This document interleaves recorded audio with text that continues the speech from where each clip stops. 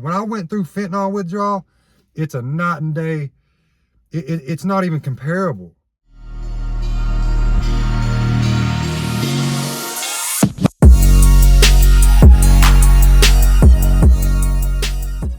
Before we get into the video, if you're getting value out of my content, please do me a favor, like, comment, subscribe. It helps my video get out to more people, which means that this can help more people, and you know, so on and so forth. So please find it in your heart to like, comment, subscribe. Thank you guys. What's up, YouTube? Back again with the day 4. We just broke into day 4. I'm gonna give a quick update on how I'm feeling. I just worked a 12-hour shift last night too, so I slept on and off this morning. My sleep still ain't all the way back to normal. The number one thing I'm noticing that I still have is I'm sneezing. Once I start sneezing, man, I'll sneeze like 5-6 times in a row. So the sneezing is the biggest thing. I'm eating like a pig. My appetite's back. I don't really have anxiety. I still stand on what I said. This shit is not like heroin or fentanyl. I wanted to address some people in the comments. I've been seeing some comments that are just back and forth. First off, there's people saying that, oh, it's not hard for you because you didn't do it long enough. 2.5 months to 3 months, that's not long enough to withdraw. Bullshit. Bullshit. If you do anything for 2.5 months every single day, your body's going to get used to it, period. Now, it may not be the same that if I was taking 10 shots a day for 3 years straight, but I got a story for that too. So I definitely have went through a withdrawal. I felt it. It's there. All I'm saying is, in my experience, it's nothing like when I went through fentanyl withdrawal, it's a night and day. It's not even comparable. So maybe the people that are saying that it's like heroin and fentanyl, or there was even a guy saying it was worse. I don't know what to tell you, brother. Maybe your mind is just wired differently than mine. But I wanted to tell a quick little story to kind of give some credibility to what I'm talking about. For the people that want to say that 2.5 months ain't long enough to experience withdrawals. My best friend since 8th grade, the one who actually gave me the idea to use KRATOM for my withdrawal, I thought he was full of shit. I didn't think it was going to work. I broke down out of desperation. I was willing to try anything, so I went and got that shot of KRATOM. And believe it or not, it worked. It blew my mind how well it worked. So I want to give you a story about him, since y'all think that I didn't take it long enough to experience withdrawals. He's been taking KRATOM for 6 years. You know, we went through a period, we used to be best friends. We went through, to make a long story short, we went through a period where we fell out for a little while. We didn't talk for a long time, probably about 5 or 6 years. So that whole time he's been doing KRATOM. I didn't know. Like I said, we haven't talked. And he's the one that told me, don't get the powder, get the extracts. The extracts are stronger. He's been taking the extracts for some years now. Years, not months, years. So he catches a charge. I'm not going to say what it is, but because that's not important. He catches a charge, goes to court. The judge makes him go to jail for a week. He had to go spend a week in jail. You can't get KRATOM in jail, guys, unless you shove it up your ass and smuggle it in, and he didn't do that. So when he got out, I was curious, because at this point, I was taking the KRATOM. You know, I was doing it every day. I loved how it was helping my withdrawals. So out of curiosity, I asked him, you know, you went to jail for a week. You had to stop taking KRATOM. How were your withdrawals? Did you experience anything? What happened? You know what he told me? He said it wasn't that bad. So either people are lying, or your experience is just different than some people's. I don't know. I'm not going to say either or. You know, I've got sympathy for people that go through addiction, and I understand everybody's situation is different. But I'm putting this out there as an advocate to, I don't think kratom withdrawal is as bad as fentanyl withdrawal. Matter of fact, I know it's not. I know it's not. Not for me. And my friend that's been using kratom for 6 years, he didn't get really bad withdrawals, going a week without it. So I don't know what's going on here, guys. And I'm just going to leave it at that. I wanted to be informative in this video. I wanted to kind of reply to some of that. You know, some of the people telling me that I didn't take it long enough to get withdrawals, whatever. And I did get withdrawals. They just weren't bad.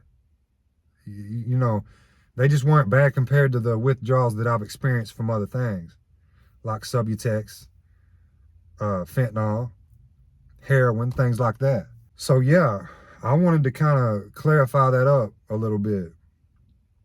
But yeah, guys, I'm doing good. I go back into work tonight. I think I didn't sleep very good, kind of partly due to I'm not used to working third shift yet. I'm not used to sleeping during the day. So I think that plays a role in my sleep, plus probably the kratom withdrawal is affecting that. What else did I want to talk about? I know I'm leaving something out. I need to get a notebook and start writing notes down for topic or points to talk about in my videos, because I always forget something important that I should have added. I will say this about the kratom. The physical withdrawal doesn't even remotely compare to the physical withdrawal from fentanyl. One thing that kept me on the kratom as long as it did was it was helping me deal with anxiety and depression. You know, I wasn't getting really high from it, but it was putting me in a good mood. And like drugs do, any drug, it's really not a good thing, because that depression and that anxiety and that stuff, it's a natural reaction telling you that you need to change something in your life. You're not supposed to go get a substance to give yourself a reward that you didn't earn. That's not normal. You're not supposed to do that. That's how you don't deal with your problems, because you're using this drug to deal with your problems instead of going and actually taking the steps and putting in the work to deal with that problem that's causing you those issues. That's a big problem with drugs that I don't think a lot of people understand. That is that when you get depressed, anxious about certain things, maybe you need to change something in your diet, you need to change something in your daily life, do something healthy, go work out. I'll tell you guys, going to the gym will do wonders for your anxiety. Getting your blood flow pumping some iron real hard, it does something to me.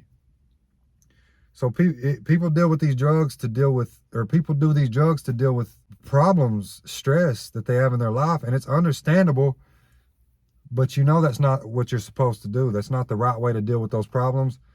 And it's going to make your problems worse, inevitably. You know that. I know that. You know, anybody that's been coping with their issues with drugs for a long time knows that your problems aren't getting any better. They're only getting worse. And the longer you go down that path, the worse your problems are going to get, which is going to make your relapse rate, or your likelihood of relapse, even more, because after you fucked your life up so much because of these drugs, when you stop taking them, you got to deal with that. That reality smacks you in the face, man. So I think the longer you go masking your problems with drugs, the worse your life gets. And the harder it is when you decide to get clean, because you got to deal with that. Eventually, you got to deal with those problems. You've put them off for long enough. So, and I'm in the same boat with you guys. I really fucked my life up. We can talk about all that in other videos later on down the road. You know, I'm going through it too, but I've made a decision to get clean, which was my decision. With some help of some family. I didn't go to rehab or anything like that. I didn't feel like I needed it. Couldn't afford it either. I've got support from family, and I've got my own sheer will to get clean, because I know there's a better life out there. You just gotta get through the struggle, and you gotta make it to the other side. It's possible for each and every one of you, even myself. You got to understand that. Is it going to be easy? Nope. Nope, it ain't. Nobody ever said it would be. Is it possible? You damn right it is. You damn right it is. Don't never let anybody tell you it ain't. Don't let that idea even creep in your head that it's not possible.